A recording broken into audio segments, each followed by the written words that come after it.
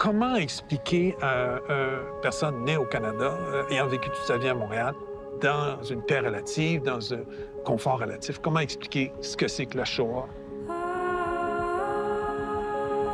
Pour mon père, l'héritage qu'il voulait passer aux futures générations, c'était un héritage de mémoire et d'éducation.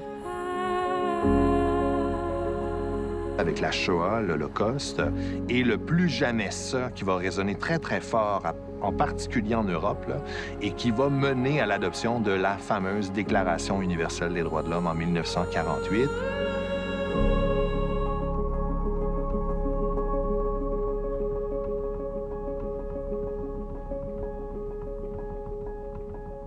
Au Québec, l'héritage de la Shoah se mesure non seulement au travers du parcours remarquable de survivants, mais aussi avec l'adoption des chartes canadiennes et québécoises des droits et libertés directement liées à l'Holocauste.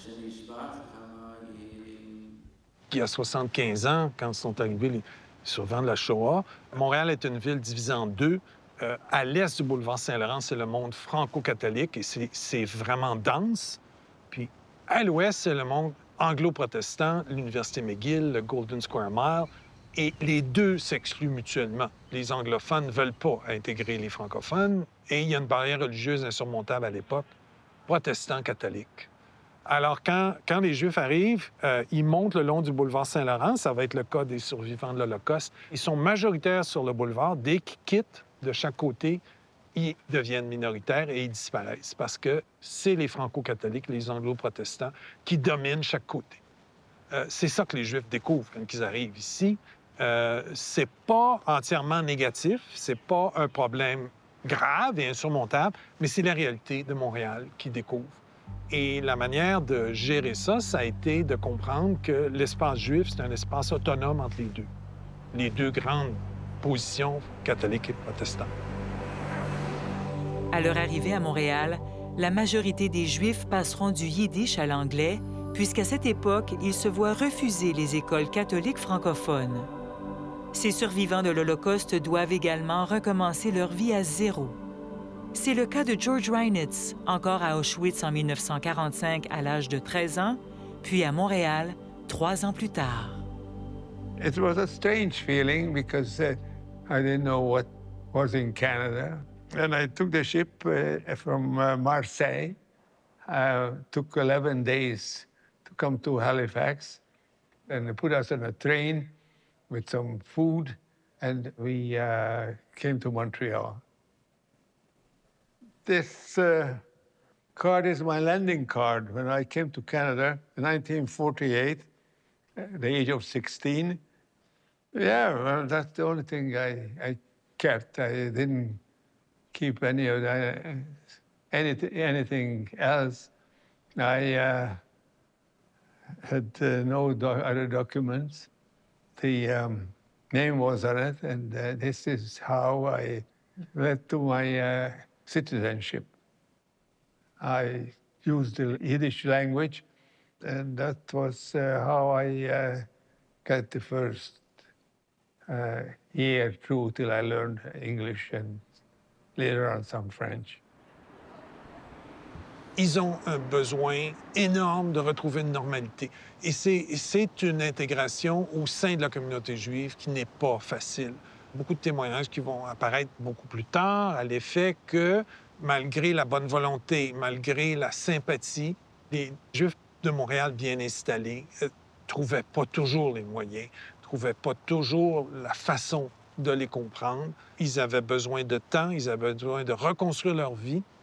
La communauté juive a servi d'intermédiaire entre la grande société montréalaise et québécoise et la vie juive dans un sens plus étroit dans le quartier du Plateau Mont-Royal. Ça a été une période extrêmement difficile qui a duré plusieurs années dans beaucoup de cas. Comme ils étaient relativement jeunes, souvent, ils ont voulu travailler rapidement. On leur a trouvé des emplois dans des domaines de confection, donc manufacture de vêtements, petit commerce, des domaines qui étaient déjà assez occupés par les Juifs. La plupart de leurs employeurs ont été des Juifs au départ parce qu'il y avait une sympathie.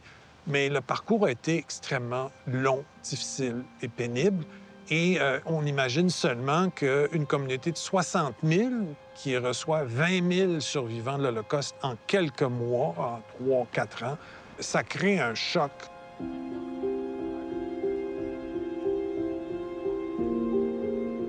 In Auschwitz, the number one problem was food. And hunger was a terrible thing because you don't think of anything else except how you get something to eat. You become an animal. People used to kill for food. One used to kill the other just to take away the food. The hunger is a terrible, terrible problem. You can be hungry for a day or 2 or 3, but constantly day and night for months, and they don't think of nothing else but food.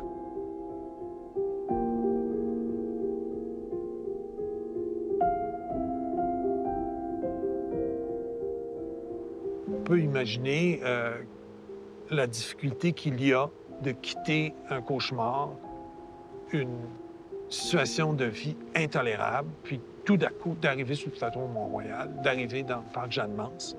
La transition est pas possible rapidement. On arrive ici, on n'a plus de famille, on n'a plus de proches, on n'a plus d'amis, on a tout perdu. Il faut retrouver une chaleur humaine, il faut retrouver un sens du communautaire, il faut retrouver un sens de la vie juive qui était impossible dans la plupart des circonstances pendant le Shoah. Et c'est ce quartier-là, qui était déjà un quartier juif avant la guerre, qui était un quartier juif depuis une vingtaine d'années, qui avait des institutions, des synagogues, des lieux de prière, des espaces culturels, des lieux de rencontre. Alors, ils se sont retrouvés ici, en quelque sorte, dû au fait que la communauté juive les accueillait et donc, ils ont été regroupés ici. Ils vont contribuer en tant qu'écrivains, dramaturges, peintres, journalistes, savants.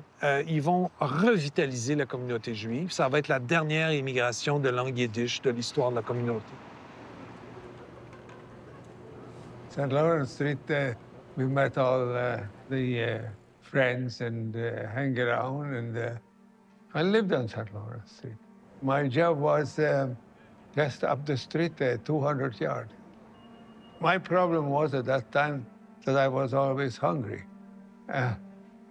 From the camp on, I was a growing kid and never really had a good meal.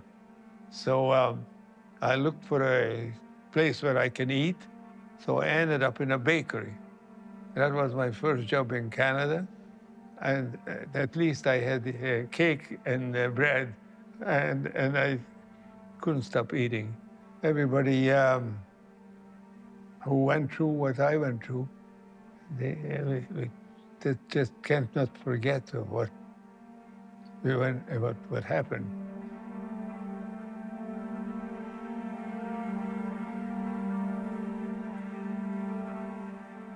Il y en a qui ont réussi mieux que d'autres.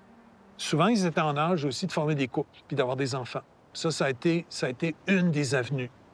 Moi, j'ai été témoin de plusieurs personnes qui ont marié des survivants, qui ont marié des survivants. Parce qu'il n'y avait pas besoin d'expliquer les choses. Comment expliquer à une personne née au Canada, ayant vécu toute sa vie à Montréal, dans une paix relative, dans un confort relatif, comment expliquer ce que c'est que la Shoah du jour au lendemain? Ils ont aussi eu des cercles, des zones où ils étaient entre eux. On pense à l'Arbatering, qui était une association de travailleurs juifs, ici sur le boulevard Saint-Laurent, où, là, quand on allait là, on retrouvait des survivants, en grand nombre. Mais dans d'autres secteurs de la vie juive, pas du tout. Évidemment, ils n'avaient pas eu d'éducation. Ils avaient passé la guerre dans les camps, donc ils étaient souvent illettrés. Ils n'avaient pas de formation professionnelle. Ils n'avaient pas eu l'occasion d'améliorer leurs connaissances. Donc, ils étaient obligés de recommencer à zéro ici aussi, par des cours du soir. Beaucoup n'ont pas pu se hisser au niveau professionnel parce qu'ils ne comprenaient pas assez la langue. Ils ne pouvaient pas aller étudier en anglais ou en français facilement. Donc, ils ont fait avec ce qu'ils avaient le mieux possible, le temps que les choses évoluent. I had an opportunity to advance myself in this furniture factory. So my bosses were getting old, wanted to retire, and I undertook got a responsibility, and I enjoyed it. I worked hard at it, and I wanted to get into business that I had confidence that I'm going to succeed. And business started. I had an idea that making a sofa bed. And I met an engineer from Waterloo, Ontario, who was very talented. He created a bed that folds into a sofa. And that was our first product we made. Right away, it took off in the market. The factory is still there and doing very well. I sold it in 2000. When I left the factory, I had 325 people working, selling all over the US and Canada. En 1956, George Reinitz a fondé la compagnie Jmar qui fabrique à ses débuts des divans-lits. C'est cette entreprise qui l'a rendu prospère. Grand passionné de lutte, George Reinitz a participé à des compétitions internationales dans les années 1950 et 1960. En 1999, il a choisi de redonner à la communauté en faisant un don de 500 000 $ pour la construction de ce qui deviendra le Centre de lutte George et Eleanor Reinitz. C'est un survivant. Il a une mentalité d'un warrior, d'un combattant, puis il n'a jamais abandonné, sinon il ne serait pas ici avec nous. Puis la lutte, c'est sans aucun doute le sport de combat le plus difficile. Pour moi, c'est pas une surprise que je choisis la lutte comme sport, parce qu'il a eu une vie extrêmement difficile qu'on ne peut pas comprendre ce qu'il a vécu. Donc la lutte, c'est un choix naturel pour lui.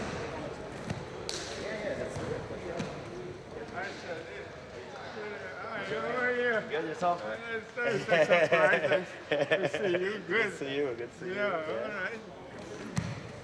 La lutte, c'est primordial en arts martiaux mixtes. Moi, j'ai commencé tard, j'ai commencé quand j'avais 19 ans, mais les lutteurs ici sont de niveau international. Donc, j'ai pu progresser très vite à cause du club ici. Georges aussi a eu une grosse influence, non seulement dans mon entraînement, mais aussi pour m'aider à prendre ma retraite, parce que j'étais dans un moment de ma vie que je ne savais pas quoi faire. Puis il m'a toujours donné des bons conseils de prioriser la santé avant la performance. Puis c'est pour ça que j'ai pris ma retraite, puis je l'ai pris avec un sourire. You remember you used to tell me, listen to me, I have more experience. You should retire, you know, be healthy for the rest of your life. And I'll remember that for... I know now that I did the best decision. You did the right thing. Yes. I think you did the right thing. He's too nice of a guy to get injured.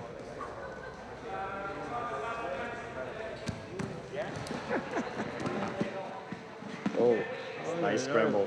4 points. Georges, en fait, il a laissé un héritage ici. C'est non seulement le meilleur centre de lutte au Canada, mais aussi pour nous, les jeunes, c'est une inspiration, c'est un modèle à suivre. Puis on le voit tout comme quelqu'un qui a eu une vie exceptionnelle. Puis quand on traverse des périodes difficiles, non seulement dans le sport, mais dans la vie, mais on peut se dire dans notre tête, qu'est-ce que Georges, lui, aurait fait? Georges n'aurait jamais abandonné parce qu'il a vécu beaucoup plus pire que nous. Donc, on n'a pas raison de se plaindre. Donc, ça nous force à si lui, il l'a fait, bien, nous, on peut le faire aussi.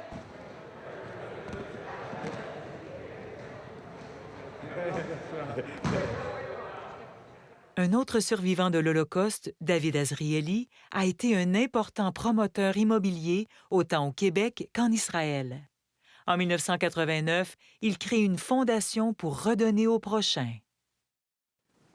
Mon père a été influencé toute sa vie par l'Holocauste. Les traumatismes, les pertes profondes qu'il a survécues en étant jeune homme, il n'avait que 17 ans en 1939, l'ont touché toute sa vie. Je pense que les voix de ses parents, de son frère, sa sœur, étaient toujours avec lui pendant toute sa vie. David Azrieli a survécu à la guerre en fuyant de la Pologne vers l'URSS, puis plus à l'Est, avec toujours un pas d'avance sur l'armée d'Hitler à mesure que celle-ci progressait en Union soviétique. Il s'est plus tard engagé dans l'armée polonaise pour aider à repousser les Allemands à la fin de la guerre. Ses parents, frères, sœurs et nombre de cousins, oncles et de tantes ont disparu à Auschwitz. Il ne voulait pas trop transmettre la charge de ses mémoires. Mais en même temps, ces mémoires, ces histoires, l'histoire de ses parents, de mes grands-parents était toujours là. Et les rares moments où il a commencé de parler, de partager les anecdotes, par exemple autour de tables de souper, tout le monde se taisait. Tout le monde écoutait avec révérence. Dans les années 90 surtout, fin des années 89, quand c'était possible de retourner dans les pays de l'Est après l'effondrement de bloc soviétique, quand il a pu retourner sur les lieux de mémoire, c'est là où il a commencé de parler. Mon père a fondé la Fondation Azrieli presque en même temps qu'il a commencé de parler de ses expériences pendant l'Holocauste. Et je ne pense pas que c'est une coïncidence, que c'est un accident, qu'un des premiers programmes qu'on a établis, c'est le programme de garder et de publier les mémoires des survivants de l'Holocauste et de créer des outils pédagogiques pour enseigner l'Holocauste. Pour mon père, l'héritage qu'il voulait passer aux futures générations, c'était un héritage de mémoire et d'éducation. On est tous d'accord que la Shoah n'a pas eu lieu ici. Il y a des pays où la Shoah a eu lieu, qui ont des commémorations particulières autour de l'événement. Nous, ce n'est pas notre cas. On est donc dans une position différente. Ce qu'il faut noter, c'est que c'est un des plus grands génocides du 20e siècle, sinon de l'humanité. Et dans une société qui veut réfléchir à la tolérance, aux droits fondamentaux, à l'accueil des différences, ces événements-là nous apportent une leçon, nous font comprendre à quoi peuvent mener l'intolérance. Dans quoi on peut être entraîné si on n'a pas une culture de la tolérance, de l'ouverture, si on n'est pas arrimé au respect des droits fondamentaux. Ces fameux droits fondamentaux connaissent une lente ascension depuis des siècles. Mais les leçons héritées de l'Holocauste conduiront à de grandes avancées pour les droits humains. Après la guerre, et suite au procès de Nuremberg, qui a eu lieu de novembre 1945 à octobre 1946, le Canada a créé sa Déclaration canadienne des droits en 1960 et qui deviendra la Charte canadienne des droits et libertés en 1982. On n'a pas encore atteint l'idée d'universalisme des droits et libertés de la personne. Et ça va changer avec la Deuxième Guerre mondiale et surtout la fin de la Deuxième Guerre mondiale, avec la découverte des exactions commises par le régime nazi, en premier lieu contre les Juifs, là, avec la Shoah, l'Holocauste, et le plus jamais ça qui va résonner très, très fort en particulier en Europe, là, et qui va mener à l'adoption de la fameuse Déclaration universelle des droits de l'homme en 1948. Et là, on entre dans un tout autre paradigme qui nous amène là, à de la conception, je dirais, moderne là, des droits et libertés de la personne qui a cours encore aujourd'hui. Parce qu'on réalise que même un régime démocratique peut mener à des horreurs comme l'Holocauste, comme les camps de concentration, et des exactions à l'encontre de plusieurs groupes minoritaires, les Juifs, bien sûr, mais également les Tziganes, les Polonais, les personnes âgées, les handicapés, etc.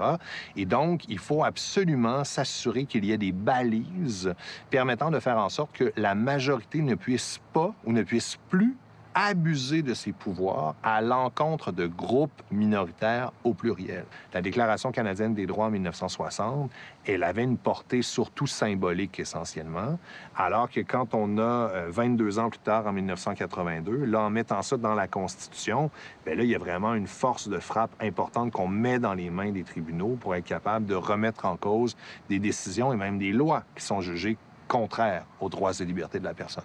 Le Québec a été pas mal la dernière province canadienne à réagir, en fait. Ça a été 1976 où on a adopté la Charte québécoise des droits et libertés de la personne.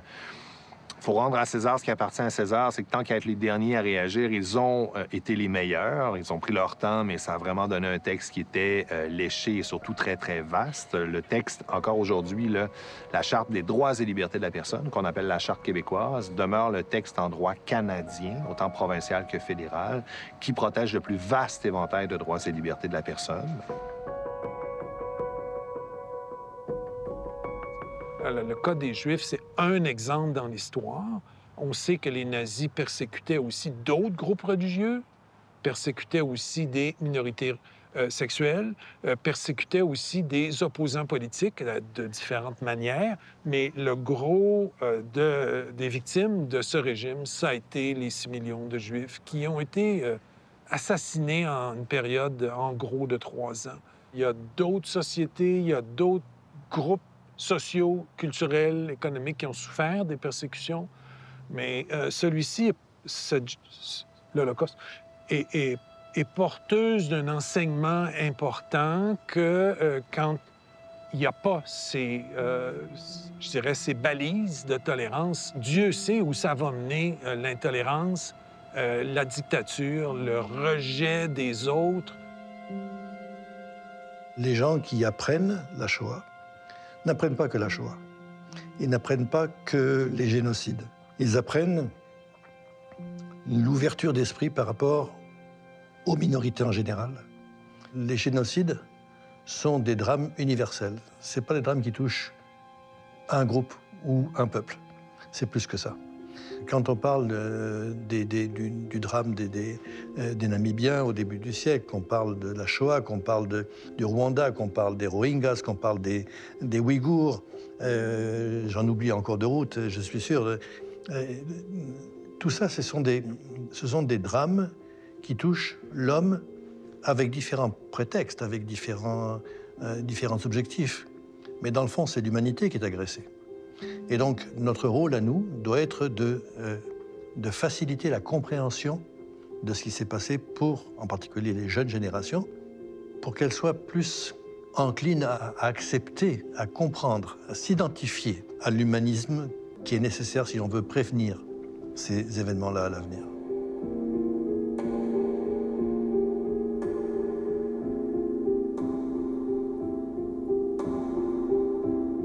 En 1948, là, on va vraiment réfléchir à des manières de limiter la capacité des gouvernements d'agir, même quand ils ont l'appui de la majorité. Et c'est justement le moteur de ce changement-là, c'est les exactions commises à l'encontre des groupes minoritaires. La nouvelle conception des droits et libertés post-Deuxième Guerre mondiale, c'est d'essayer de trouver des manières, c'est de faire en sorte de lier les mains des États pour les forcer à agir quand c'est en train de déraper comme ça, pour protéger justement les groupes minoritaires qu'on peut définir sur la base de caractéristiques personnelles, là, comme le sexe, l'appartenance nationale, la religion, l'orientation sexuelle, mais pas que, les groupes minoritaires au sens dissidence politique du terme, là, pour s'assurer justement qu'il y ait des institutions démocratiques qui permettent l'expression de la dissidence, l'expression de points de vue.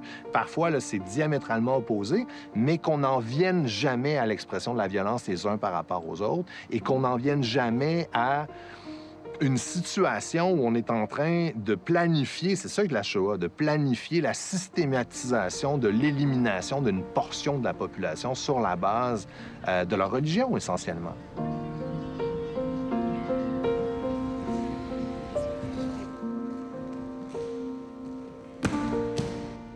Retour au centre de lutte George et Eleanor Reinitz pour un entraînement en milieu de semaine.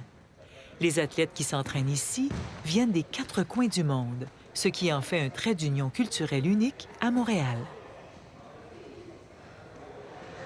On a des athlètes partout au monde. On a des Italiens, des Russes, des Égyptiens, des Juifs de l'Israël, des Québécois, des Canadiens. Mon père est juif et je dirais que j'ai grandi dans un milieu juif. L'école où j'étais, tous mes professeurs étaient d'origine marocaine, mais juifs. En étant athlète ici, maintenant comme coach, je suis vraiment impliqué dans la culture juive aussi. Alors, je me considère juif.